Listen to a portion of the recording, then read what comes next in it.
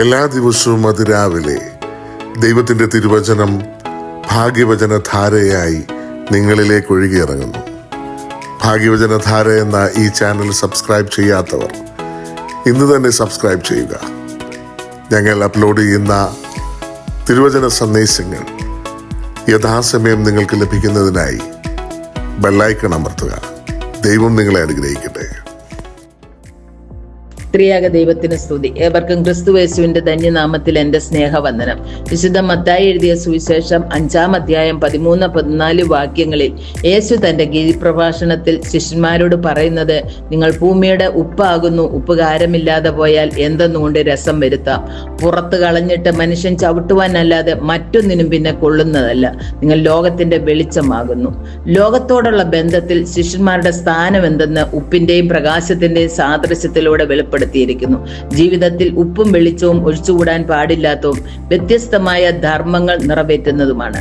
ഉപ്പും ബലിയും തമ്മിലുള്ള ബന്ധം ലേവ്യ പുസ്തകം 2:13 പറയുന്നത്, നിന്റെ ഭോജനയാഗത്തിനെല്ലാം ഉപ്പ് ചേർക്കണം, നിന്റെ ദൈവത്തിന്റെ നിയമത്തിൽ ഉപ്പ് ഭോജനത്തിന് ഇല്ലാതിരിക്കരുത് എന്നാണ്. ഒരു ക്രിസ്തു ശിഷ്യന്റെ ബലി ഉപ്പുകൊണ്ട് മെച്ചപ്പെടുത്തണം. 1 പത്രോസ് 1:7-ലും 4:12-ലും ഒരു ക്രിസ്ത്യാനിക്ക് ഉണ്ടാകുന്ന അഗ്നിശോധന അവനെ ശുദ്ധീകരിച്ച് ദൈവത്തിന് ഉചിതമായ ബലിമൃഗമാക്കി ഈ ലോകത്തിൽ ദൈവത്തിന് സേവനം ചെയ്യുവാൻ വേണ്ട മൂല്യമുള്ളവനാക്കി തീർക്കുന്നു എന്ന് വായിക്കുന്നു. ഉപ്പ് ഉറകെട്ടാൽ മനുഷ്യനെ പ്രസാദിപ്പിക്കുന്നവനായി തന്റെ ആത്മാവിന്റെ ശക്തി നഷ്ടപ്പെടുത്തുന്നു. ദോഷത്തെ വചനത്താൽ ശാസിക്കുവാൻ കഴിയാതാകുന്നു.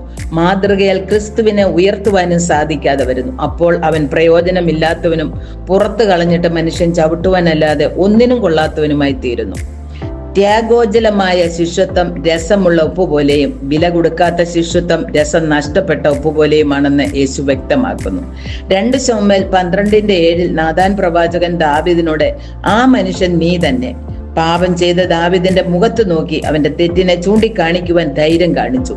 1 രാജാക്കന്മാർ 18-ാം അധ്യായത്തിൽ ഏലിയാവ് ആഹാബിന് തന്നെ വെളിപ്പെടുത്തി, ഇസ്രായേലിനെ കഷ്ടപ്പെടുത്തുന്നത് ഞാനല്ല, നീയും നിന്റെ പിതൃഭവനുമാണെന്ന് പറയുന്നു.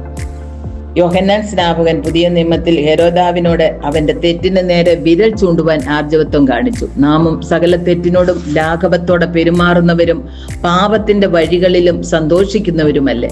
ശാസിക്കേണ്ട സ്ഥാനത്ത് നാം മൗനം പാലിച്ച തെറ്റിനെ പ്രോത്സാഹിപ്പിച്ച് ഉറകട്ട ഉപ്പായിട്ടാണോ നാം ജീവിക്കുന്നതെന്ന് ശാന്തമായി ചിന്തിക്കാം. റോമർക്ക് എഴുതിയ ലേഖനം 12-ാം അധ്യായം 1-ാം വാക്യത്തിൽ നാം ബുദ്ധിയുള്ള ആരാധനയായി ജീവനും വിശുദ്ധിയുമുള്ള യാഗമായി തീരേണ്ടവരാണ്. കഷ്ടാനുഭവം ബലിയുമില്ലാത്ത ജീവിതം ഒരിക്കലും ആർക്കും ഒരു പ്രയോജനവുമില്ലാത്തതായി തീരുന്നു. ഉപ്പിന്റെ ഗുണങ്ങളെ കുറിച്ച് നമുക്ക് ചിന്തിക്കാം. 1. ഉപ്പ് ഭക്ഷണത്തിന്റെ രുചി വർദ്ധിപ്പിക്കുക മാത്രമല്ല, മത്സ്യമാംസാദികൾ ചീഞ്ഞു പോകാതെ സൂക്ഷിക്കുന്നു.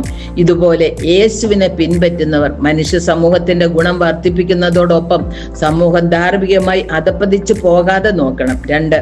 ഉപ്പ് ലയിച്ച് സ്വയം ഇല്ലാതായിക്കൊണ്ട് മറ്റുള്ളവർക്ക് രുചിയും സൗഖ്യവും സ്ഥിരതയും വളർച്ചയും നൽകുവാനുള്ള ഉത്തരവാദിത്വം കാണിക്കുന്നു. 3. ഉപ്പ് യുക്തമായി ചേർന്നാലേ രുചിയാകൂ, അല്ലെങ്കിൽ അരുചിയായിരിക്കും ഫലം. 4. സൗഖ്യദായക പദാർത്ഥമായി ഉപ്പിനെ നമുക്ക് കാണാം. 5. പദാർത്ഥങ്ങൾ കേടുകൂടാതെ സൂക്ഷിക്കുന്നതോടൊപ്പം ജന്തുക്കളുടെയും സസ്യങ്ങളുടെയും വളർച്ചയ്ക്കും ഉപ്പ് സഹായകരമാണ്. അതിനാൽ ലോകത്തിൽ ഉറയുള്ള ഉപ്പായി നാം ജീവിക്കണം. വിളക്കിന്റെ ധർമ്മം വെളിച്ചം നൽകുകയാണ്. വെളിച്ചത്തിന്റെ ധർമ്മം അന്ധകാരത്തെ ദൂരീകരിക്കുന്നു, അത് മുന്നോട്ട് നയിക്കുന്നു. വെളിച്ചം മുന്നറിയിപ്പ് നൽകുന്നു. വിശുദ്ധ യോഹന്നാൻ 8:12 ഞാൻ ലോകത്തിന്റെ വെളിച്ചമാകുന്നു, എന്നെ അനുഗമിക്കുന്നവർ ഇരുളിൽ നടക്കാതെ ജീവന്റെ വെളിച്ചം ഉള്ളവനാകും എന്ന് വായിക്കുന്നു. പല വിധത്തിൽ കൂരിരുട്ട് വ്യക്തികളെയും സമൂഹത്തെയും ബാധിച്ചിരിക്കുമ്പോൾ ക്രിസ്തു ശിഷ്യൻ സത്യ വെളിച്ചമാകുന്ന യേശുവിൽ നിന്ന് പ്രകാശം സ്വീകരിച്ചുകൊണ്ട് സമൂഹത്തിൽ പ്രകാശം പരത്തുവാൻ ശ്രമിക്കേണ്ടതാണ്.